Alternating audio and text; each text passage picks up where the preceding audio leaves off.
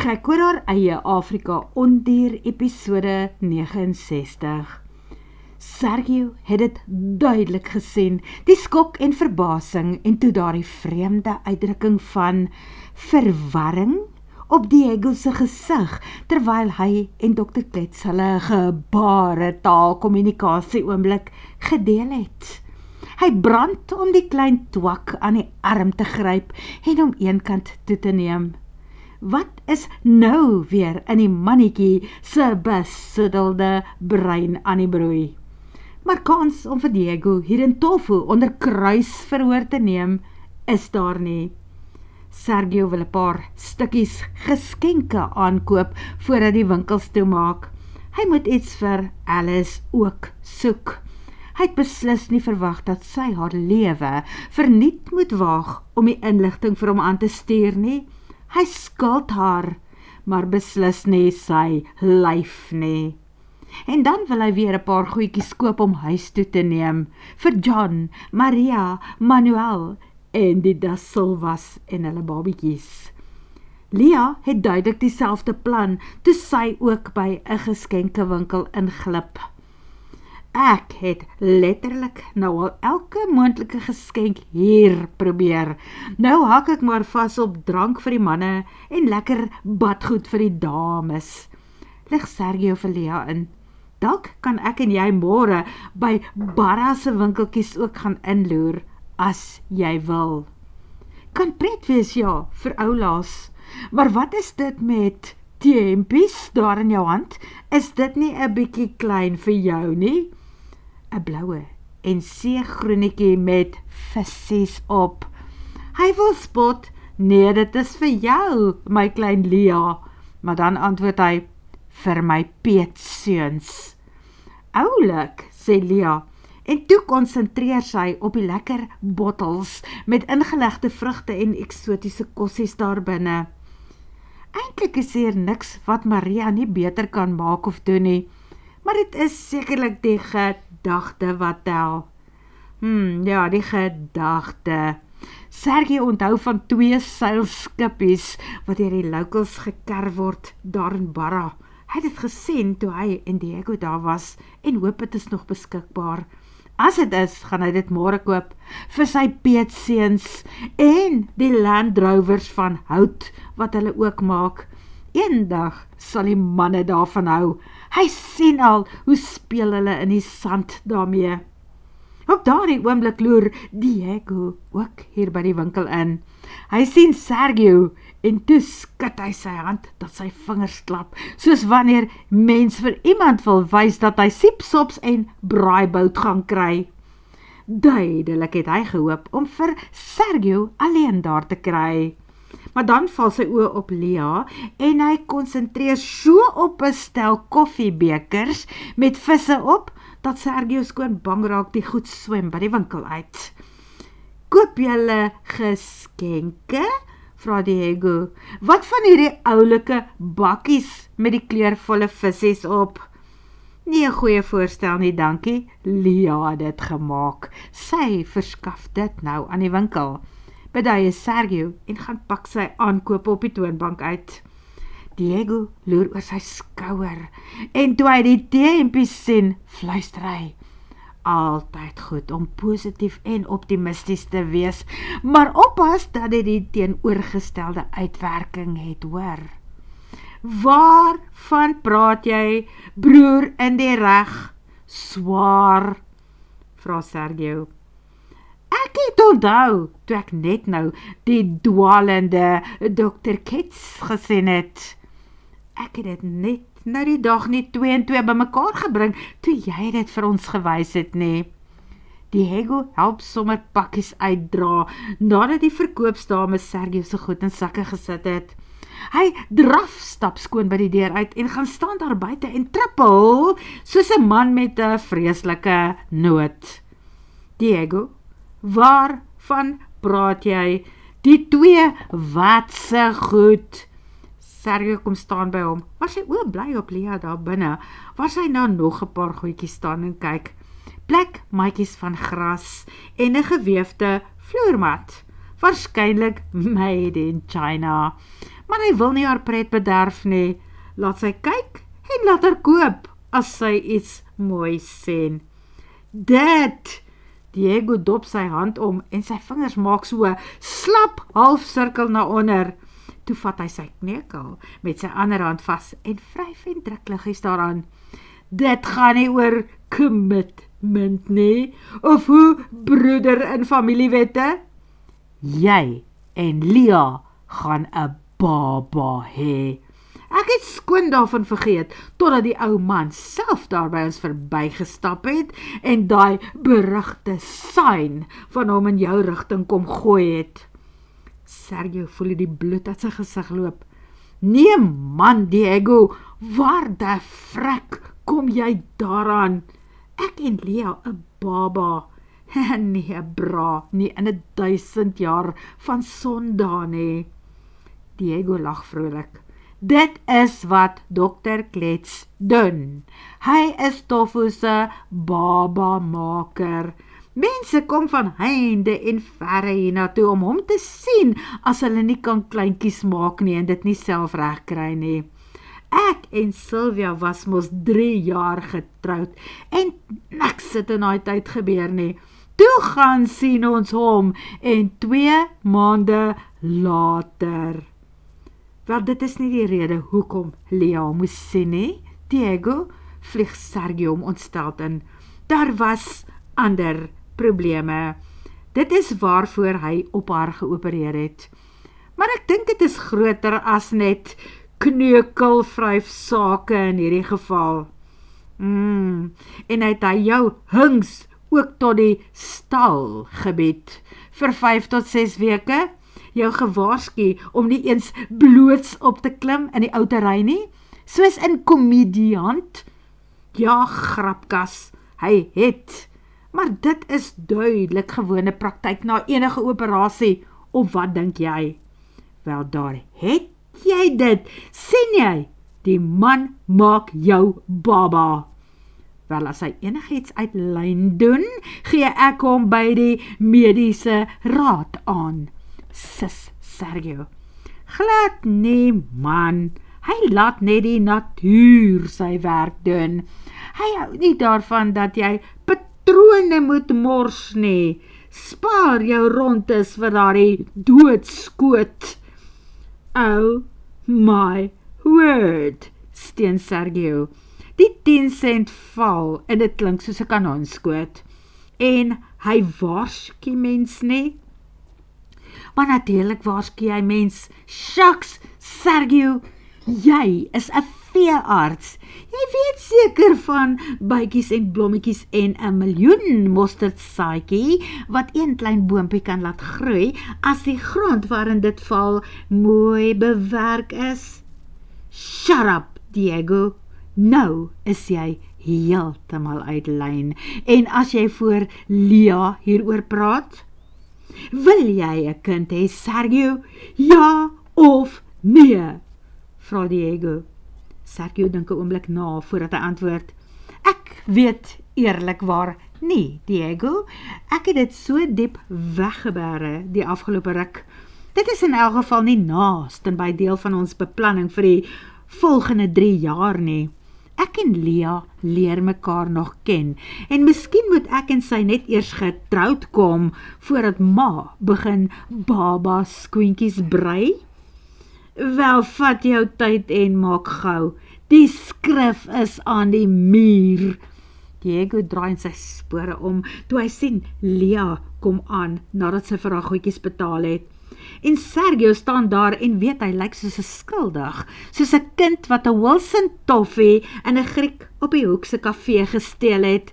Daai toffee wat nou sy tande aan mekaar laat vassit en maak dat hy waarskynlik vir 'n halfuur of langer oor enigiets kan lieg as iemand hom direk konfronteer. Anders staan hy met sy bek vol tande met die toffee tussenin. Boonop voel hy hoe 'n vreemde gevoel van afwagting en opwinding in hom wakker word. Wat as Diego reg is? Wat as Dr. Klets dink dat hy en Lia wel na dese 'n baba saam kan hê? dan sal hulle redelik ernstig daaroor moet praat, hy en sy. Maar eers oor 5 weke, nadat hulle teruggekeer het hiernatoe en nadat Dr. Klets hulle die versekering gegee het dat Lea gesond genoeg is en dat alles belovend lyk. Gelukkig ontvang hulle aflewerings in bokse daar by die lodge, want teen Sondag aand moet Sergio en Lea begin om hulle goed in bokse te pak. En Maandag gaan dit nog veel erger, nadat Sergio beplan het om Lea saam te sleep na die lanceerplek en vismark toe. Dan gaan hulle seekosse en vrugte ook in bokse pak, iets wat sy nogal geniet om te doen. En die geskenke wat hulle in Barra gekoop het, is baie oulik, so ietsie anders as wat hy gewoonlik by Tofu raakloop. Maandag aand braai hulle vir die laaste keer 'n paar lekker krewe saam met sy mense. Gewoonlik is dit 'n bittersoet geleentheid. Hy sien uit om terug te keer na sy bos, sy wilde diere, waar sy werk en sy hart is. Maar daar is ook die eina van die mense wat hy hier agterlaat. Julle moet sommer so tussendeur in daardie mikroligte muggie van Sergio klim en ook kom kuier. Om elke keer 'n maand te wag voordat ons julle sien, is baie lank. Pruil moeder Martinez en kom kruip onder Sergio se arm in. Mamaitjie, en waar pak ons al die goed wat ek so saamry plaas toe? Ek sien daar het weer kokosneute en piesangs en 'n klomp plante ook bygekom. Ja, en 'n paar piesangkojavel en mango plantjies vir Lea se pa en vir daai Manuel vriend van hom, vir daai tuin van Eden van hulle. En Lea het gevra vir agapanthus. Ek het daarvan uitgehaal. Ek weet net waar ek die agapanthus plante gaan insit, maar daai tuin van Eden van my pa is so vol geplant. Een van die dae sal hulle die mure moet verskuif, so ek vat die plante vir my, spot Lea. Ek sal die piesangplante ook daar in die konsaalskamp moet plant. Hou jy van tuin maak, Lea? Vra Sylvia. Ja, ek doen nogal. My ouma Hurter het 'n vreeslike mooi tuin daar in Pretoria gehad. Sy het alles geplant, maar nie altyd sukses behaal nie. Maar hier in Mosambiek, met die wonderlike tropiese klimaat, kan mens 'n put uitspoeg. En daar staan volgende week 'n litchieboom met vrugte aan. Sergio kyk onthuts op, waar hy nou 'n ligte peri-peri olietjie oor die krewe strooi. Hemel, soms kan hierdie vroumensie so oordryf. Maar hy gun haar entoesiasme.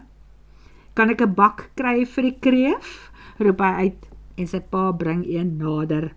Ma Martinez drafstap kombuis toe om die rys te gaan haal. Sylvia sit die slaailepels in die mengelslaai en daar lui Lea se foon. Tipies as mens reg is om te eet, dan bel iemand. Maar wanneer sy antwoord, spits Sergio sy ore. Dit is die heeltyd ontwykende John Hurter self wat bel. Paps, roep Lea bly uit. Kan ek jou terugbel, want ons gaan gou net eers eet. Nee, beduie Sergio. Vra hom nou uit oor Gatto. Ek wil weet dat alles reg is met my kat. Ons kat. Wag eers John, net vir ingeval daardie sein van julle vanaand weer vir ons in die steek laat. Hoe gaan dit met Gatto? Sy sit Sumier die foon op luidspreker, dat Sergio kan saam hoor. Met Gatto, vra haar pa, asof die naam nou vir die heel eerste keer aan hom genoem is, asof hy gaan vra, waarvan praat sy, of wie? Ja, Gatto pa, die kat wat ons daar in jou en Manuel se sorg gelaat het. Kyk julle mooi na haar.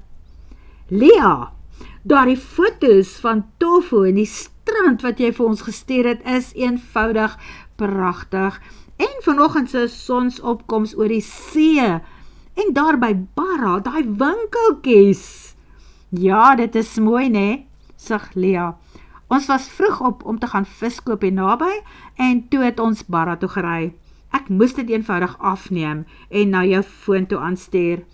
Fantasties my kind, dit is so mooi, gaan eet nou gerus eers. En Sergio ry môre vreeslik mooi terug huis toe.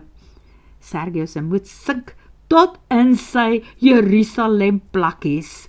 Wat het met sy kat gebeur, dat John die onderwerp so aanhoudend vermy? Hy antwoord met 'n swaar gemoed.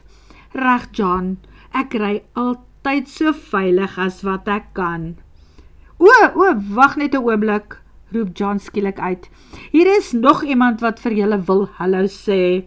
Gaan gou oor op video call. Wie is dit? Is Manuel daar by jou?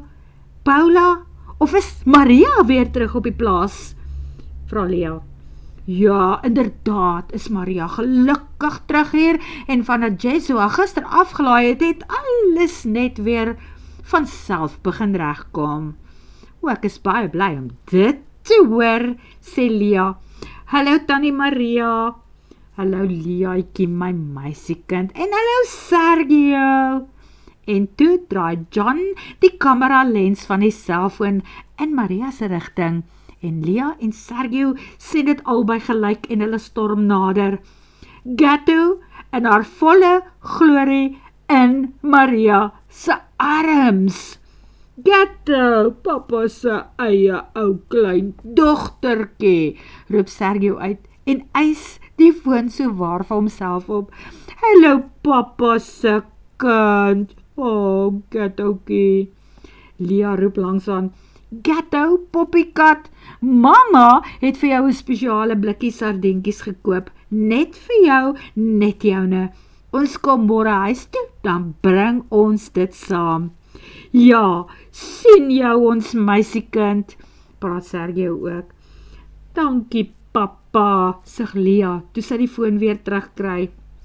Lea, my kind, erken John, hierdie kat van julle het jou pa en Paula warmteplek toe en teruggehaat. Ons twee het oornag oud geword en grys hare gekry, maar moet liewer niks vir Sergio sê nie. Ek sal jou vertel wat gebeur het wanneer julle terug is. Ons het so iets vermoed, antwoord Lea.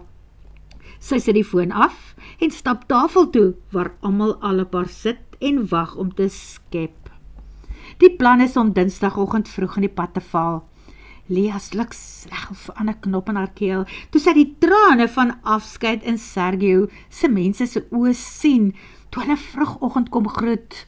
Hulle kykin word binnekort 36, maar dit is nog steeds swaar vir hulle om hom te sien vertrek. Dit word nie makliker nie, al bly ons nog 'n dag, erken Sergio, toe hulle in die groot pad regs draai. Hulle waai nog steeds van die huis af. Die Martinez gesin is geheg aan mekaar en vandat hy kan onthou, het sy ouers gehuil as hulle moes skool toe of koshuis toe gaan. En toe bieg hy, ek ook. En Lea kan sien dat het verby 'n knop in sy keel gesê word. Ek het simpatie met julle, stem Lea, en ek voel vir jou ook. My gesin was in dieselfde skoene as joune. Selfs my ma, wat nou haar vlerkies gesprei het en in Portugal gaan woon het. Ek veronderstel dit is een rede hoekom ek nie verpletter is om te hoor dat ek nie 'n kind van my eie sal kan hê nie. Kan jy jou voorstel hoe dit moet voel om 'n 5-jarige dogtertjie of seentjie na hulle ouma in Pretoria te moet stuur vir skoolopleiding? Sergio kyk 'n oomblik sywaarts na haar. Dan laat hoor hy net een woord. Verskriklik. Miskien wou hy nog iets byvoeg, maar hy kyk weer voor hom in die pad. Hulle is nou op 'n stuk teerpad, waar hy 'n waaksame bestuurder is. Dit was verskriklik in die begin. Later het ek daaraan gewoond geraak, maar ek dink my arme pa het nooit daaraan gewoond geraak nie. Kan jy dink, sit jou klein ding op 'n huurvliegtuig of per geleentheid as jy nie self kan of wil ry nie en stuur hom of haar van jou af weg? Dit kan mos 'n mens se hart breek, sê Lia. Wel, dit is darm nie nou se dae meer nodig nie, praat Sergio na 'n lang ruk weer. Miskien het hy die heeltyd daaraan gedink, terwyl sy alweer vergeet het waaroor hulle pas gepraat het. Lia kyk nou belangstellend om haar rond. Met die komslag na Injambaan was sy te seer en te bang vir wat voorlê. Nou haal sy duidelik in. Die wegstuur ding van 'n mens se klein goed, dit is swaar, verduidelik Sergio, maar dit is nie meer nodig nie. Hy besef seker dat haar kop nou by iets anders is. Die internet en tuisstudies maak dat kinders nog verlang uit hulle ouerhuise kan skool gaan. Dit is mos waarvan Katja gepraat het. Hulle het selfs 'n onderwyseres gehuur as au pair. Wel, as mens 5 van die goedjies het, is dit seker iets wat jy sterk sal moet oorweeg. Lia dink ook nou aan Katja. Dit lyk asof hierdie vrou ouerskap soms so in elke dag se gang aangegryp het en dit geniet. Eintlik is sy 'n besondere oulike mens. Lia kan duidelik sien hoekom Sergio vir haar geval het en natuurlik stikkend was toe hy haar verloor het. Alice is vir Lia 'n bietjie van 'n ander saak, maar dan het sy en Sergio saam ooreengekom om die verlede te laat waar dit hoort, agter hulle. Sy sal nie weer na die vrou verwys of uitvra nie. Wat van jou ma? Vra Sergio onverwags. Wat van haar? Vra Lia. Beplan ons om haar een of ander tyd in Portugal te besoek? Ons? Lia kyk skerp na Sergio. En toe glimlag sy maar net. Ja, miskien moet sy ook aan hulle twee begin dink as ons. Sy en Sergio is mos nou 'n eenheid, 'n item wat die toekoms saam wil aanpak. En dit maak haar hart ongelooflik sag en bly oor hom. Nee, Sergio, ek het nog nie regtig daaraan gedink om haar in Portugal te gaan besoek nie. Ek het gehoop dat sy 'n slag hiernatoe sal kom, weer by Hurters Retreat sal kom inloer. As ons iewers heen kan reis, en as jy dalk daarvan sal hou om saam te gaan? Ek gaan waar jy gaan, antwoord hy, toe sy oomblik huiwer. Ok, reg, dankie. Ek sal baie graag na Zing se geboorteplek in Shanghai wil reis. Gaan kyk waar in China die rykste pottebakkers erfenis ontstaan het. Ek wil deur die winkeltjies en museums daar gaan stap. Sy kyk na hom en gewag dat sy gesig moet val. Dat hy moet sê, nee Lia, daai een moet jy maar alleen gaan doen. Maar dit gebeur nie. Hy antwoord ewe entoesiasties. Ons kan beslis eendag gaan. Ja, dit klink vir my baie interessant. Gaaf, ek sien op my foon dat Zing vir my 'n skakel gestuur het om na 'n paar van die antieke terreine, produkte en winkels daar te kyk. Sommer vir inspirasie en 'n lusmaker, het hy gesê. Ek het begin kyk, maar dit is te klein op die selfoon om jou behoorlik in te leef en die stukke mooi deur te kyk. Vergeet van jou selfoon. Ons kan een of ander tyd op my groot skerm televisie op die plaas daarna kyk in my woonstel. En toe draai Sergio van die pad af en nou by 'n klein winkelsentrumpie stil. En nou Sergio? Diesel, die bakkie is dors en ek ook, vir koffie wat my ma vir ons ingepak het. Ons hou stil sodat jy kan uitklim en jou bene kan rek. Daar is 'n badkamer om 'n laaste draai ook te loop. Van hier af is dit veldhuis. Wanneer Lia van die badkamer af terugkom, staan die bakkie daar eenkant op die parkeerterrein. Die klap agter is oop. Sergio is besig om vir hulle koffie te skink. Hy draai om en glimlag toe hy haar sien aankom en haar hart maak sulke woep, woep spronge in haar borskas. Sergio Martinez is en bly vir haar die mooiste man wat nog die aarde bewandel het. En na Sondag kan sy hom as haar eie beskou, haar eie pragtige leeuman, haar eie Afrika ondier. Al is hy in Europa gebore, maar hy pas hierin asof hy die koning van die bos self is, selfversekerd en op sy gemak, terwyl hy die geroosterde spek en eier broodjies vir hulle op 'n bordjie uitpak. Dit voel soos vakansies toe sy klein was. Haar ouers is nou wel elkeen op hulle eie missie, en dit is reg so. Sy voel in elk geval veilig en beskut genoeg by Sergio. Word vervolg.